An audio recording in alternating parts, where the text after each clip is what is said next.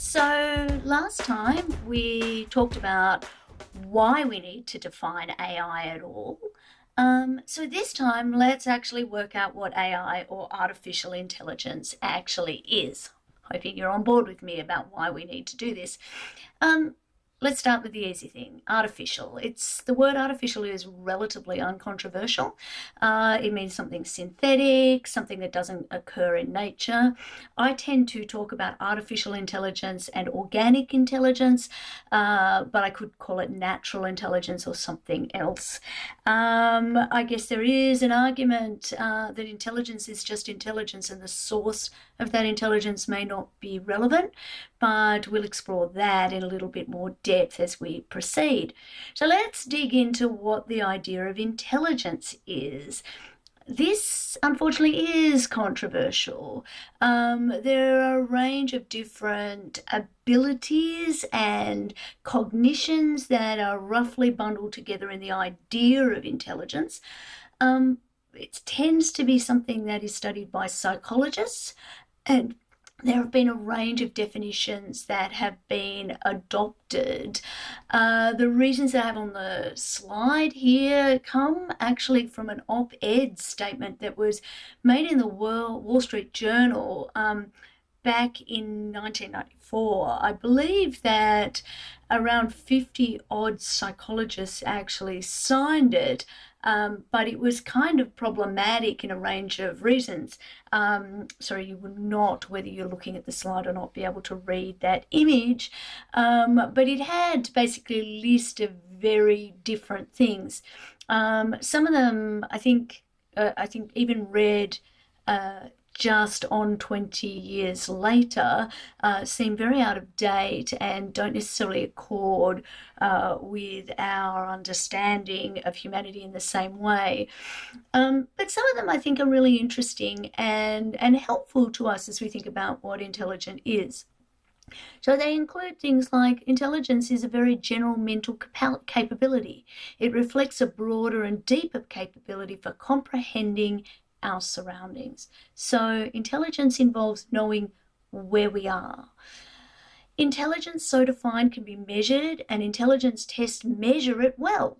They are among the most accurate, in technical terms, reliable and valid of all psychological tests and assessments. Are they? Are they really? I think there's a lot of work that's been done more recently around the extent to which bias and experience creep into those assessments of intelligence.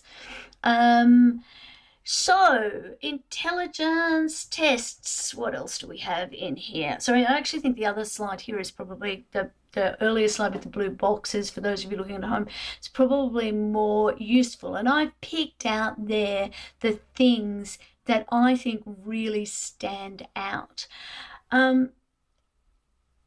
Ultimately, this idea of a very general mental capability that involves the ability to reason, plan, solve problems, to think in the abstract, to comprehend ideas, complex ideas in particular, to learn from our experience, from our memory, so we can repeat things, but we can also synthesize.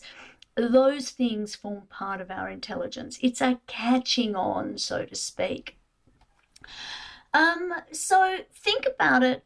A lot of the discussion in this week, and a lot of what I'm really asking you to think about, is how is artificial intelligence different from organic intelligence? And when we move along to Turing in particular, and we think about the Turing test, at what point, and I'll explain that in a subsequent video, but at what point do we really need to differentiate between intelligence and the source of intelligence?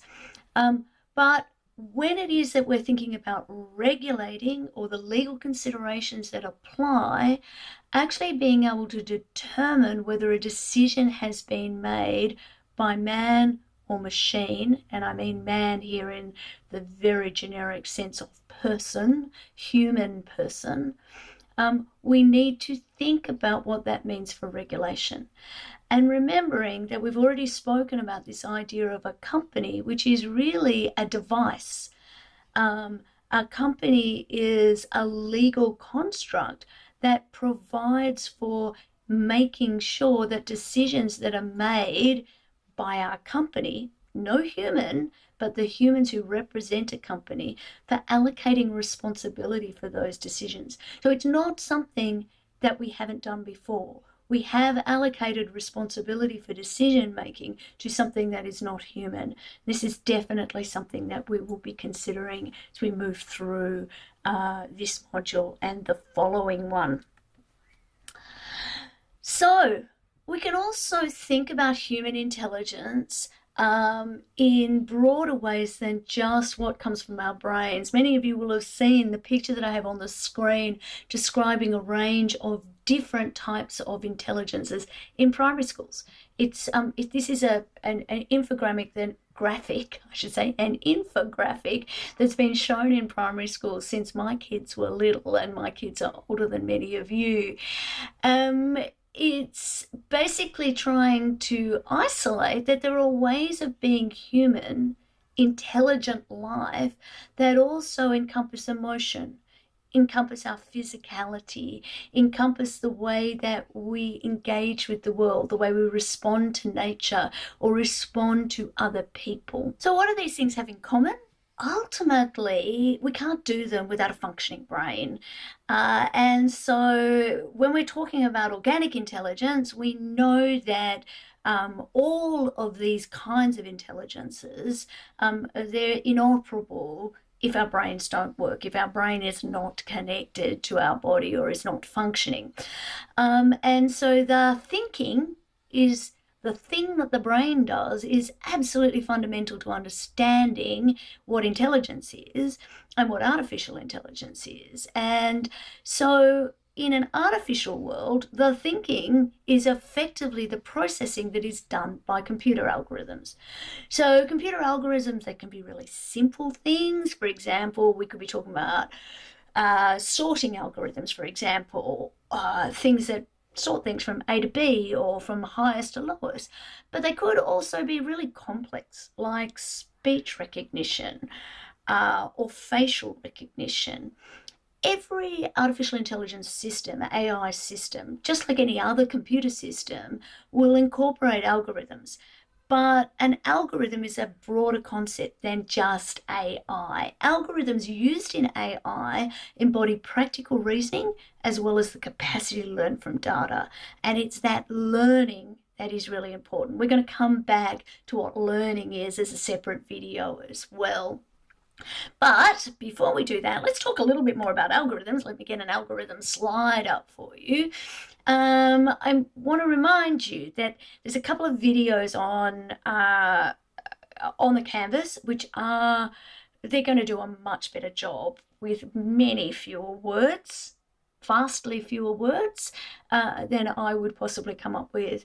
And I really significantly want to remind you that it's important that you go through the Canvas videos as well if you haven't already. So there's a really great little explainer on what an algorithm is, which literally works through how you could create an algorithm yourself. And at risk of a spoiler alert, that's a really important one for you to make sure that you've been through for the quiz this week. The other one on the same page talks about Muhammad ibn, I'm not going to be able to say his name properly, but basically the father of algorithms. Now, the history of the algorithm is really interesting, and I think absolutely worth the 5 minutes or so for the BBC Explainer video. That is absolutely worth looking at. The algorithm was invented effectively by a complete polymath, from whose name both we have algorithm and algebra, who literally came up with nothing, literally, until he thought about it, We didn't have zero, and the ability to think about nothing, to have zero, has changed mathematics and ended up with most of the world using the Arabic numbering system, or a version of it that we use today, because of the lack of usefulness ultimately of those old Roman numerals, which only lawyers seem to really hold on to. We use them in legislation quite a lot. So let me talk a little bit more quickly about this algorithm idea so that we can bring together our definition of what AI is. In order for AI to work, it involves algorithms that might have different kind of epistemic or practical reasoning based or use of the data that's available to the system. And it will involve different ways of learning from that data. So that word epistemic, it's really an important word. It means relating to knowledge itself. And if you hear the word I'm going to throw it away. I'm having a bad pronunciation day. Epistemological, that means relating to the study or the theory of various aspects of knowledge. AI systems themselves, what makes them unique is they can develop, they enhance themselves by developing new ways of learning, new heuristics. So they modify their internal data, and they can even generate their own algorithms. So a heuristic, that word you'll come across a lot in the reading, it really means some kind of mental shortcut, the kind that's commonly used to simplify problems or to avoid cognitive overload. Heuristics are a part of the way that the human brain has evolved, the way that our brains are wired, and they allow us to quickly reach reasonable conclusions or solutions to complex problems. But they can also incorporate biases that we're not aware of, and they can result in developing stereotypes that can limit our understanding of what's going on around us, because we don't see what we don't expect to see. That's exactly what a heuristic is doing. It's helping us not absolutely overwhelm ourselves. So in any system that can learn, the most important components aren't the algorithms that directly perform the task that the system has been tasked with. Rather, they're the learning algorithms that modify those first algorithms so that they can continue to improve the way that they perform their functions. Over the last few decades, AI has become more and more successful. So the reading will refer to the so-called AI winters, but I think, if nothing else, the relatively recent explosion of ChatGPT and the ways that we're talking about ChatGPT has shown us that AI has entered into our lives through a range of different things. So information search, voice recognition, image and face recognition, medical diagnostics, automated translations, virtual assistants, calendar managers, document classification, document analysis, question answering, games, high-speed online trading, industrial and home robotics, automated vehicles, smart fridges, smartphones. All of these things are just evidence that AI is encroaching more and more into our lives, and providing more and more opportunities for us to think about what artificial intelligence is and how we need to see it regulated. In the next video, I'm going to talk a little bit more about learning, what learning is, and make sure that we're really understanding this foundational concept of AI incorporating algorithms that learn. I'll see you there, or you'll see me there, really.